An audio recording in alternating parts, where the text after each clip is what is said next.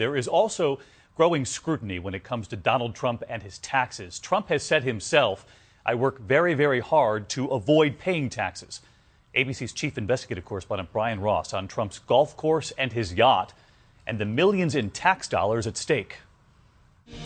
In its promotional video, the Trump National Golf Club in New York, with its stately clubhouse, championship course, and 100-foot waterfall, is presented as an elite playground for the wealthy.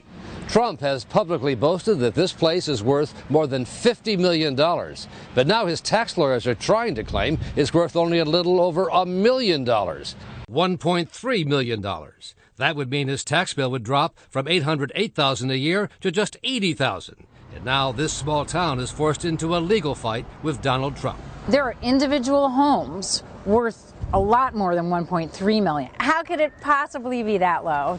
Going back decades, Trump has been a master of tax loopholes and accounting maneuver. I fight very hard to pay as little tax as possible. When he bought this luxurious yacht, the $29 million Princess, in the 1980s, he said he did it for the good of America. I like to see the great jewels of the country being owned by the people of this country.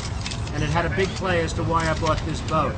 But part of the play was to avoid paying the New Jersey state sales tax on the purchase. Trump used offshore and out-of-state corporations to buy the yacht and then lease it back to him, ducking a $1.75 million tax bill. If there's a loophole, Donald is laser focused on it. Again and again, the billionaire boasts his properties are the most amazing, the most luxurious, the best, until it's time to pay up. In the 1980s, a New York City audit found that Trump and his partners in the Grand Hyatt Hotel vastly underreported the hotel's profits, which shortchanged the city $2.8 million.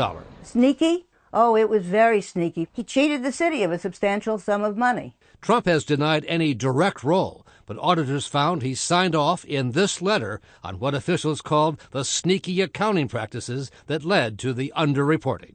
And Brian Ross is with us tonight. Brian, you're now getting new information on that golf course in particular? That's right, David. Since we began asking questions last week, the Trump Organization has now filed new papers, no longer claiming the golf course is worth only $1 million or so. They now say it's worth $9 million. But tonight, town officials tell us that's still far from the real value. The growing scrutiny as we now shift to the general election. That's right. The money trail on both sides, David. All right. Brian Ross with us tonight. Brian, thank you.